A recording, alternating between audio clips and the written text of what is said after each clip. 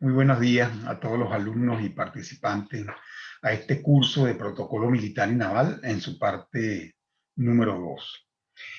Hasta ahora hemos visto la importancia que tiene la institución de la Fuerza Armada en el contexto de un Estado, especialmente en lo que se refiere a cómo ella debe ser estructurada con el fin de alcanzar los fines del Estado. De una u otra forma, nos adentramos en reconocer que la formación de ese militar está siempre regida por una serie de leyes, reglamentos, directivas que hacen que su comportamiento muchas veces para quienes observamos a un militar rígido, un comportamiento como que si estuviese siempre regido por normas, que así es, y por lo tanto nos impresiona en la vida civil. El más interesante de todo esto es el hecho de constatar que sin duda alguna la imagen militar y naval es la imagen que realmente relaciona la población civil y los mismos integrantes de la organización sobre la organización, relacionándola con su comportamiento. Entonces, imagen de la organización está dada por cómo se comporten los integrantes de esa organización.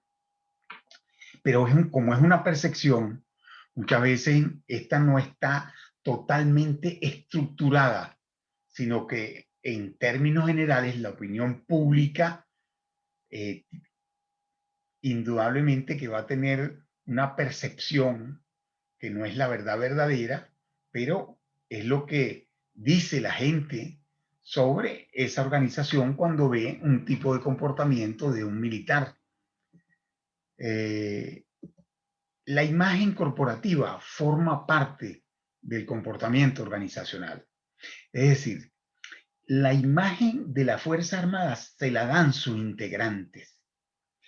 Y los integrantes no solo tienen que cuidar sus aspectos personales y el trato debido con aquellas personas que visitan las instalaciones de la Fuerza Armada, sino que hay 4 elementos que tienen que ver con el comportamiento organizacional.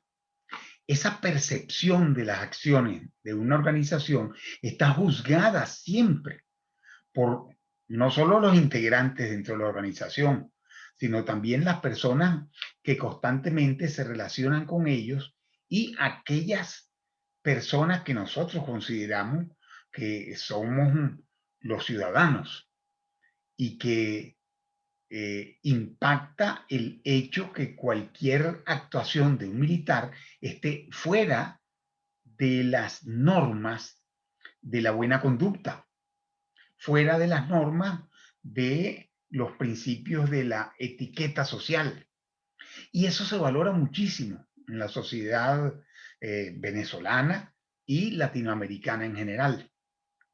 A mí me impacta mucho cuando yo visito en los Estados Unidos y noto que la mayoría de las personas, cuando yo iba uniformado o cuando uno retirado utiliza una gorra, por ejemplo, de navegación. Y es un trato pero bellísimo de la población. Es un respeto hacia la imagen que representa ese militar o militar en situación de retiro y que la sociedad lo percibe y agradece realmente su desempeño profesional en servicio de la libertad de ese país. La imagen corporativa está estructurada en 4 partes. El clima organizacional, qué es lo que perciben los integrantes de la organización sobre sus compañeros, sobre los superiores, sobre el ambiente en el cual se maneja la organización. Fíjense, muy importante, puesto que muchas veces uno ve un militar que puede estar en una posición rígida y uno no sabe su pensamiento, uno no sabe qué es lo que está sintiendo referente a sus superiores o su compañero o su subalterno. Sin embargo, esa actitud rígida de la formación del militar envuelve ese desarrollo del comportamiento que ha sido producto del proceso de formación, capacitación y adiestramiento. La identidad organizacional que se relaciona con los manuales de organización y roles de cada uno de los elementos en los cuales se componen la Fuerza Armada. La imagen corporativa, que es esa percepción que tienen las personas que visitan una organización, pero que está ligada por el esplendor de su nombre solamente. Es decir, Fuerzas Armadas involucra una percepción de parte de los ciudadanos de lo que significa esa institución. Y está dada por elementos que tienen que ver con las relaciones funcionales. Y por último, la cultura organizacional que la dan las tradiciones. Eso realmente no está escrito en ninguna parte. Está en la mente, en el recuerdo de mucha gente. Y que unos que han formado parte de la institución, sus familiares, sus amigos y relacionados, pero el otro es el ciudadano común y corriente que percibe pues la actuación de los militares. El hecho de pensar en la etiqueta militar y naval es indudablemente la relación que uno tiene con aquel famoso manual de Carreño, porque indudablemente que es tan importante que el militar uniformado se comporte ante la sociedad, ¿verdad? Como todo un caballero del aire, del mar, de la tierra. Son formas personales de la conducta que van desde la estructura de la comunicación interpersonal, cómo se relacionan. Si es un individuo, pues que a pesar de su proceso de formación, el individuo no se adecúa a las circunstancias de un determinado ambiente, indudablemente que choca pues a la vista de todas las personas. A mí me impacta mucho cuando yo voy a las embajadas y noto que algún militar uniformado de repente tenga formas de esa conducta que no son adecuadas al momento protocolar. Eso debe ser una obligación, porque se debe cuidar de la imagen que forma parte de las diferentes organizaciones a las cuales pertenece. No van a decir Pedro Pérez hizo tal y tal cosa mal hecha en una determinada reunión. Dice los militares. Y los militares, bueno, 200.000 personas, porque uno se comporte mal, porque 10 se comporten mal, porque 100 se comporten mal, el peso de toda la imagen corporativa se cae. O sea, por eso realmente es muy importante comprender por qué la obligatoriedad del cumplimiento de una serie de normas. Primero en la formación, que son los elementos de la etiqueta militar y naval, y después en su proceso de desarrollo de la carrera. Actualmente existe una serie de fundamentaciones para el protocolo militar y naval, especialmente porque eso se deriva como está la base fundamental de la creación del protocolo de un Estado a través del Ministerio de Interior y Justicia y relacionándolo con el resto de los poderes y tomando partes de todo ello, incluso de la naturaleza de la institución. Entonces, el protocolo militar y naval tiene una base en el reglamento de protocolo militar. La Armada, por su naturaleza, tiene un manual de ceremonial marítimo, pero allí están insertos algunos lineamientos que son efectivamente derivados del manual de protocolo militar. Y por supuesto, este relacionado con el protocolo del Ejecutivo, que está administrado, como les dije anteriormente, de la Dirección de Protocolo del Ministerio de Interior y Justicia. Estas son normas de no solo etiqueta, cortesía, costumbres, sino son elementos que rigen cualquier actividad que se ejecute dentro de una instalación militar o naval. ¿Esto con qué fin? Para brindar orden en las relaciones de esas actividades de militares y navales. ¿Y con el fin de qué cosa? De regular el comportamiento de esas personas y regular los eventos que forman parte de esas instituciones, porque eso indudablemente estandariza la forma de cuidar la imagen organizacional.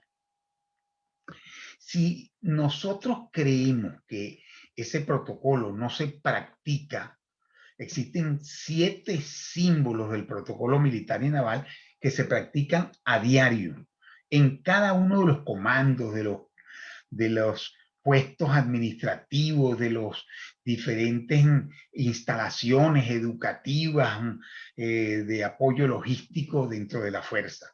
Por eso es que es tan importante lo que ustedes vieron en la ley constitucional de la Fuerza Armada, porque allí se relaciona efectivamente todo lo que uno quisiera saber sobre la organización de la Fuerza Armada, sobre jerarquías, sobre cargos y en general sobre los lineamientos de toda y cada una de las actividades. La más importante de todas las actividades es la ceremonia. Estas son actividades que se despliegan a través de una serie de procesos y que cada comando u organismo dentro de la Fuerza Armada tiene que planificar.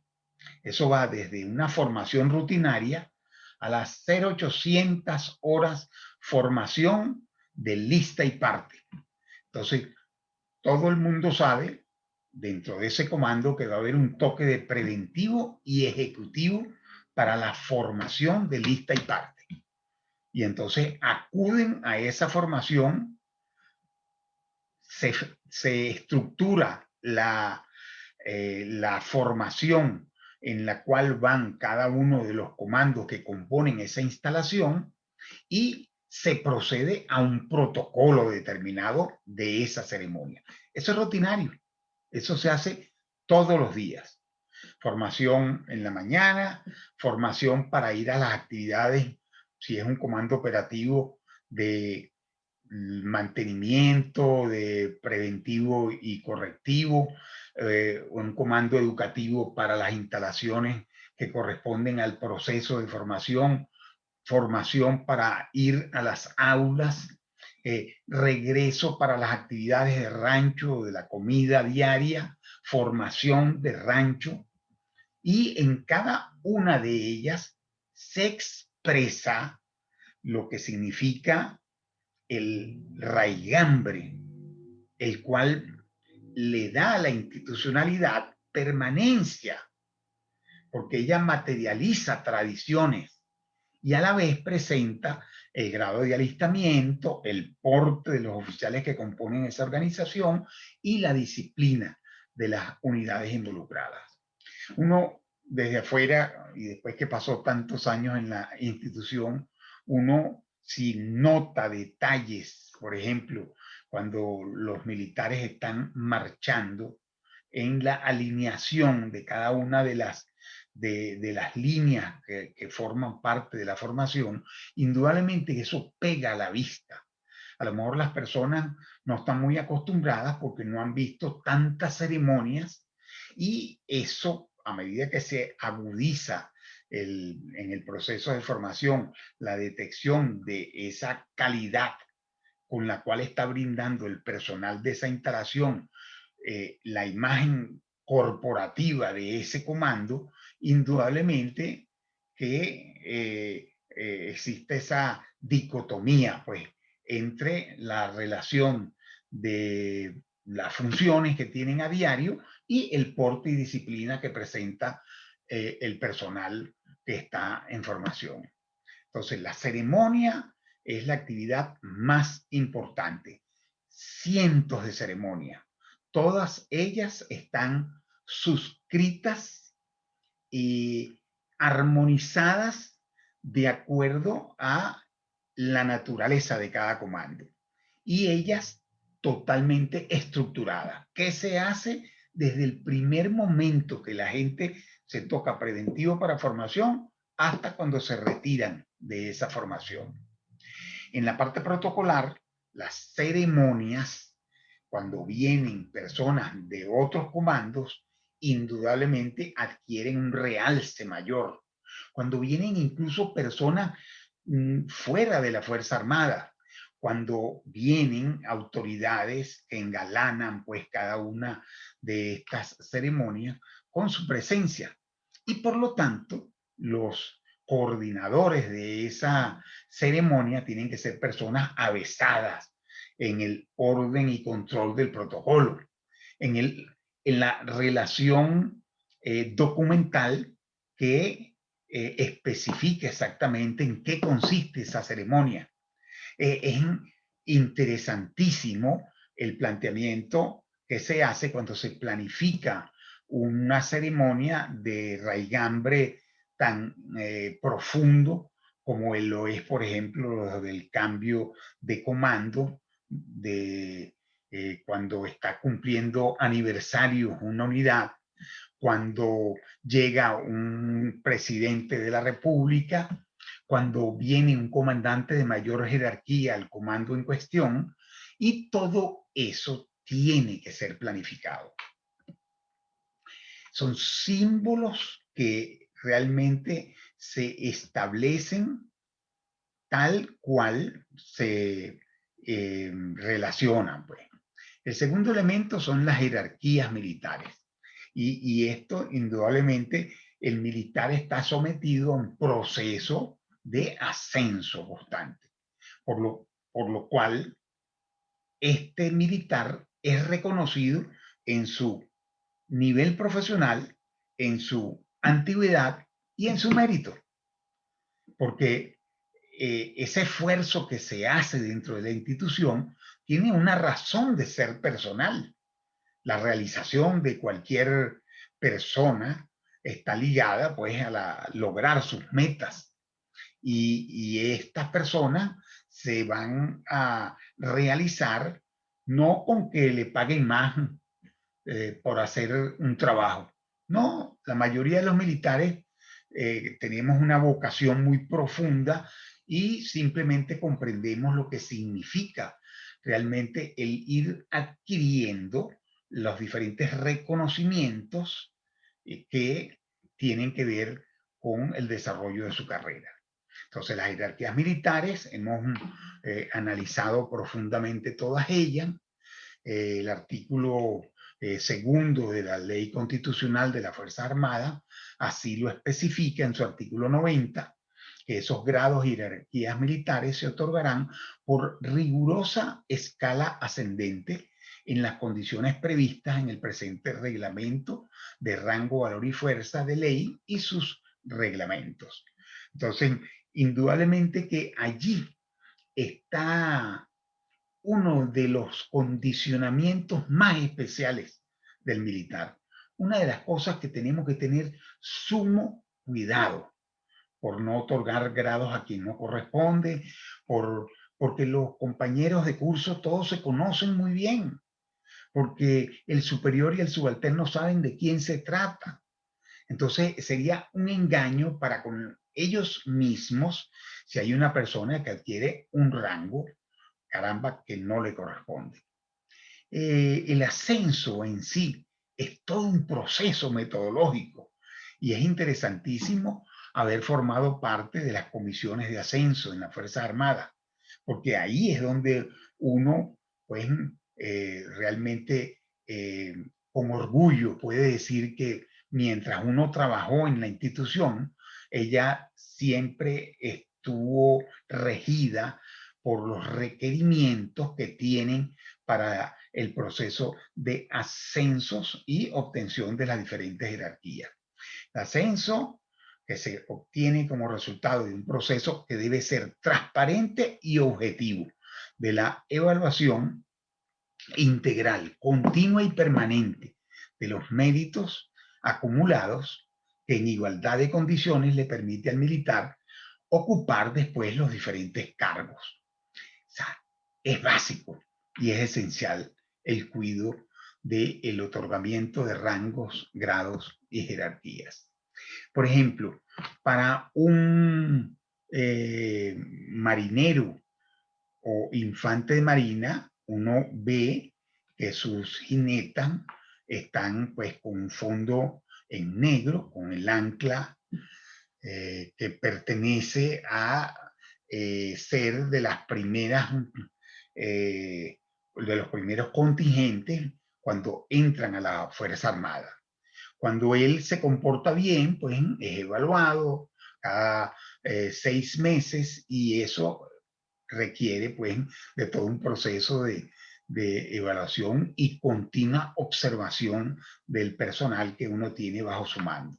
Obtención de los grados de distinguido, fíjense cómo es en el ejército y en el resto de la fuerza. El cabo segundo tiene en su jineta ya una V y el cabo primero 2V. Por eso observen siempre en los diferentes comandos las personas en su porte, en su manera de comportarse, en su manera de llamar la atención y tendrán claro el distintivo que ellos ostentan con el fin que le den la prestancia correspondiente. La tropa profesional, pues los sargentos, los que ya pues después de pasar ese tiempo de 2 años del marinero, del soldado, eh, pasa pues después de un proceso de formación y de igualación de conocimientos en la parte técnica a ser un sargento de segunda, que ya lleva caponas, el sargento de primera, el sargento mayor de tercera, sargento mayor de segunda, sargento mayor de primera, el sargento ayudante y el sargento supervisor. O sea, recuerden que estos grados para la tropa profesional se van adquiriendo por sus niveles de preparación. Cada cierto tiempo ellos tienen que regresar a las escuelas técnicas, formarse en un curso de una especialidad correspondiente y con eso es que las unidades operativas nos mantenemos pues activos y cumpliendo nuestras funciones de soberanía e integridad territorial. De no ser por esta tropa profesional que antes eran los oficiales profesionales técnicos, que son técnicos superiores, de no ser por eso, indudablemente nosotros tendríamos un gran vacío en lo que corresponde pues, al mantenimiento preventivo y correctivo de las unidades.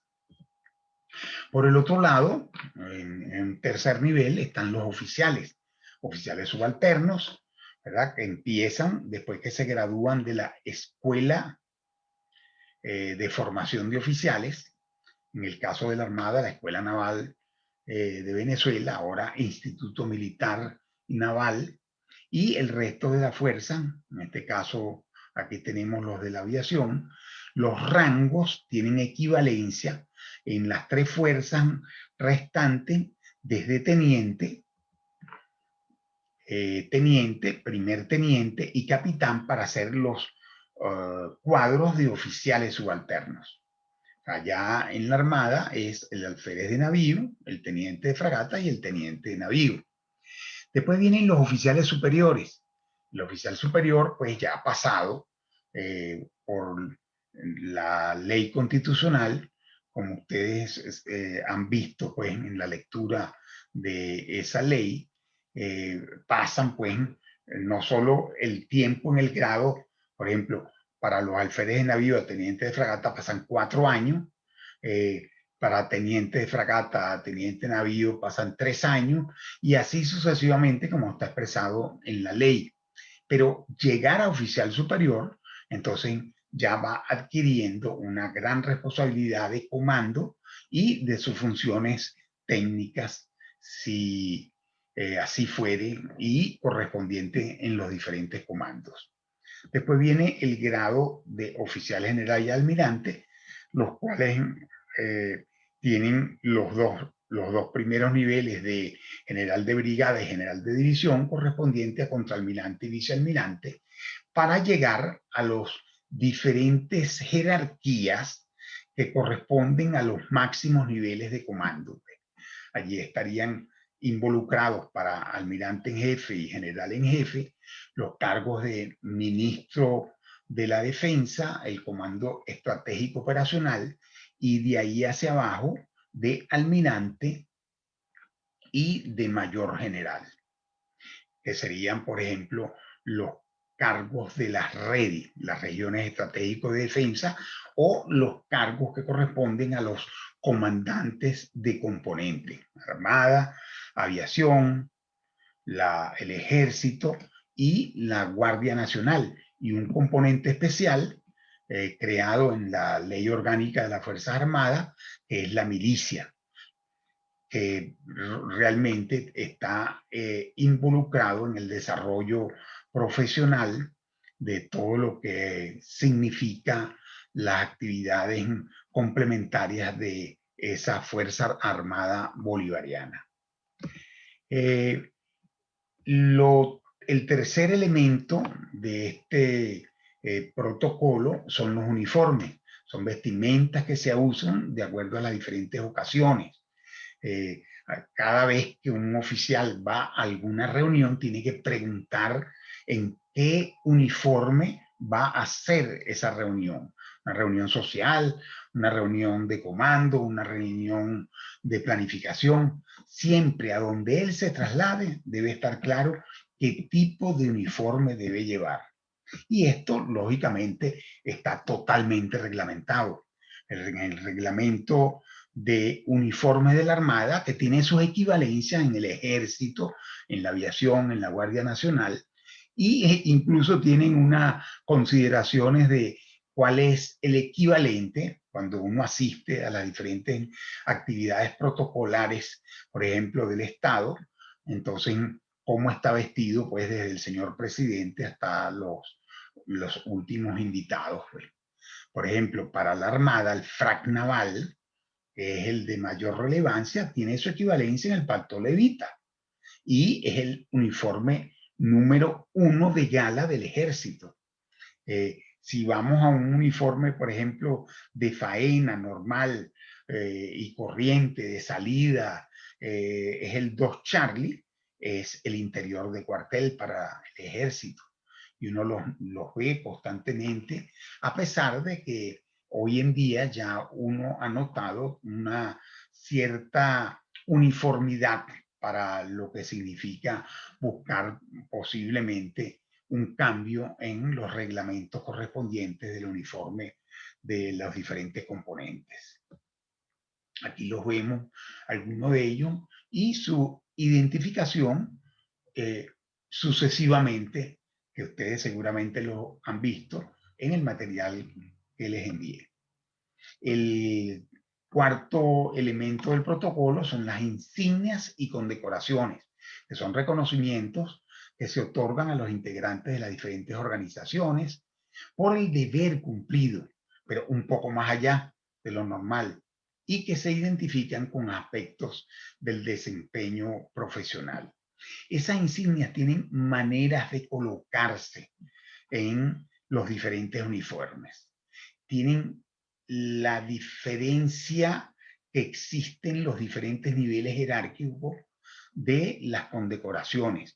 Y todo eso seguramente ustedes lo han visto en el protocolo de Estado, pero nosotros lo reiteramos porque es sumamente importante en la concepción de cuáles son esas normas que rigen al militar cuando él se uniforma.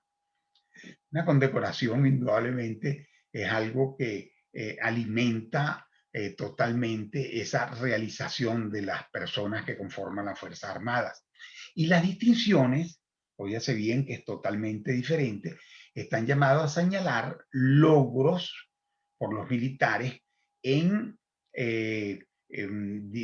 cuestiones relativas a lo dispuesto en los diferentes reglamentos de ceremonial y protocolo militar, pero es en sí por algo debido a una especialidad, algo debido a la forma con la cual yo me comporté con arrojo durante un momento difícil.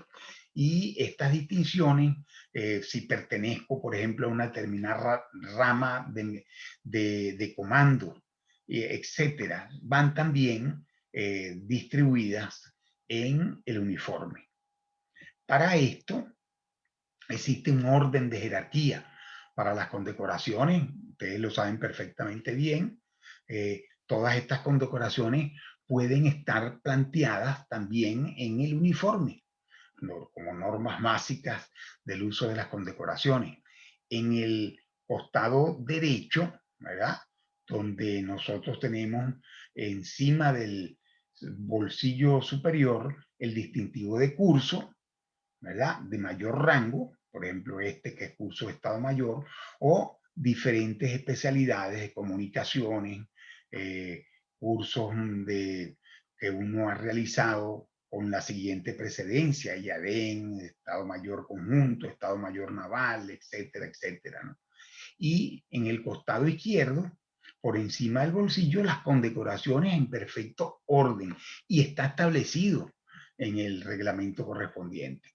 Encima de esta, una sola insignia, que es la de la especialidad. Esta es de a bordo, por ejemplo, y debajo de las condecoraciones, en el medio del bolsillo, la insignia quizás pues más relevante que tiene cada uno de los oficiales en el desarrollo de su carrera, como es la insignia de comando. El quinto aspecto del protocolo son los honores militares. Son himnos, alertas, sonidos o disparos que se rinden con tropas en formación para manifestar el respeto o bien a un símbolo nacional, a una persona o autoridades de mayor precedencia en un acto oficial o a la entrada de las unidades.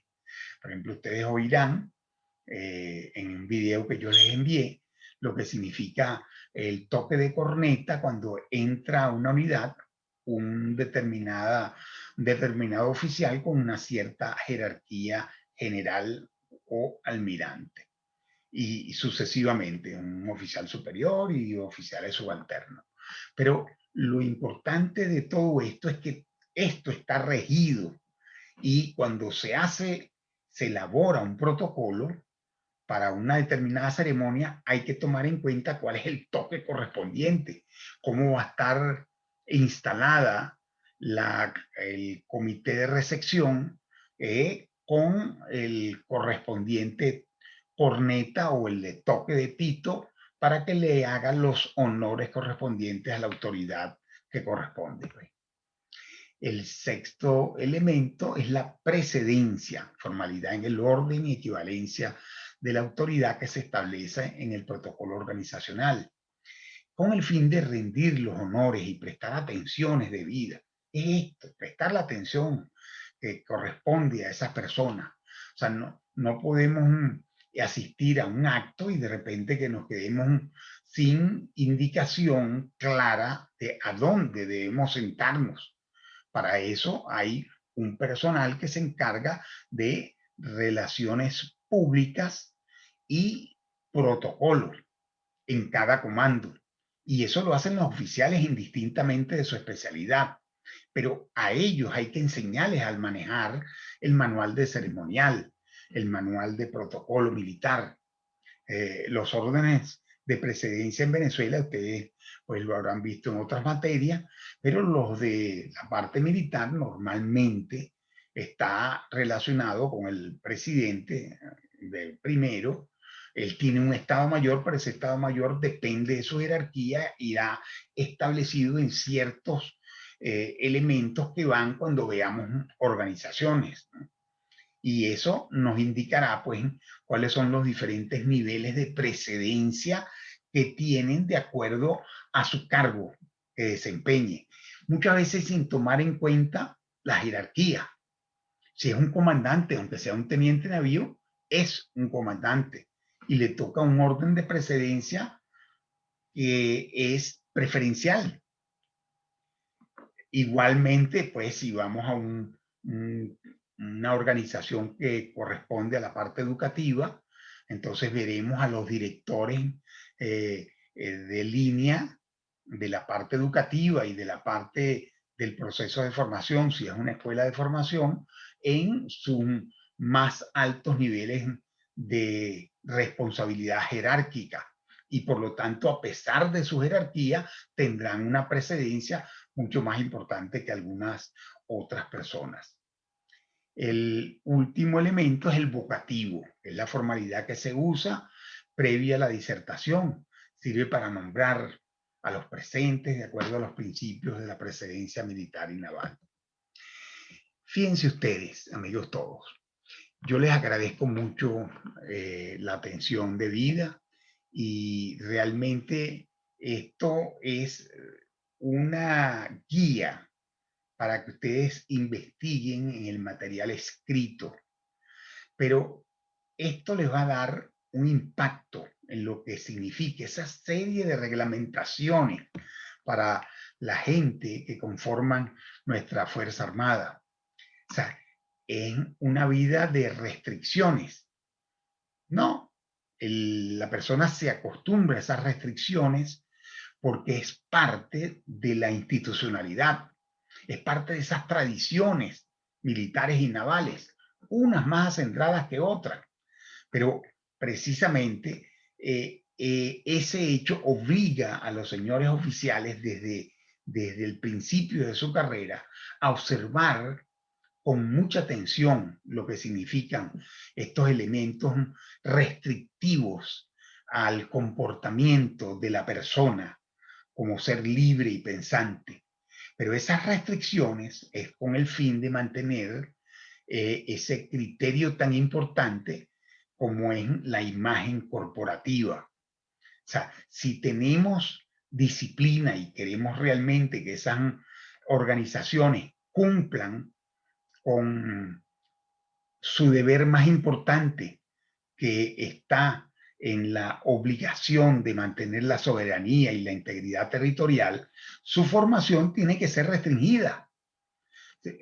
Él tiene que estar ligado a elementos que restringen una acción totalmente abierta en donde al enfrentarse a un enemigo, él tendrá pues que recordar en su proceso de formación los elementos restrictivos que le permitieron adiestrarse y compenetrarse más con su misión y con la visión que tiene la organización. O sea, para quienes hemos vivido y que formamos parte de esa institucionalidad, la sangre que nos corre en nuestras venas está ligada a los procesos protocolares que corresponden al proceso de formación integral del oficial.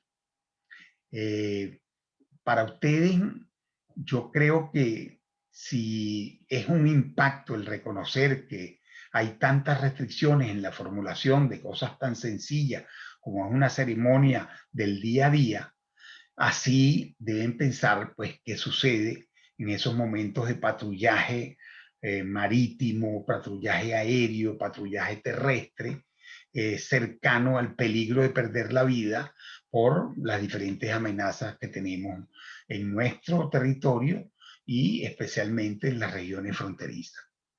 Para ustedes, un cordial saludo y espero que para la tercera parte del protocolo militar y naval ya ustedes tengan estructurado mentalmente, lo que significa los 7 elementos más importantes del protocolo, los símbolos del protocolo, que diferencian perfectamente el protocolo de la etiqueta militar y naval. Un elemento social, un elemento totalmente militar, en donde realmente las restricciones se hacen por la naturaleza de esa institución. Muchas gracias por su atención y les deseo mucho éxito en este y el resto de los cursos de este diplomado.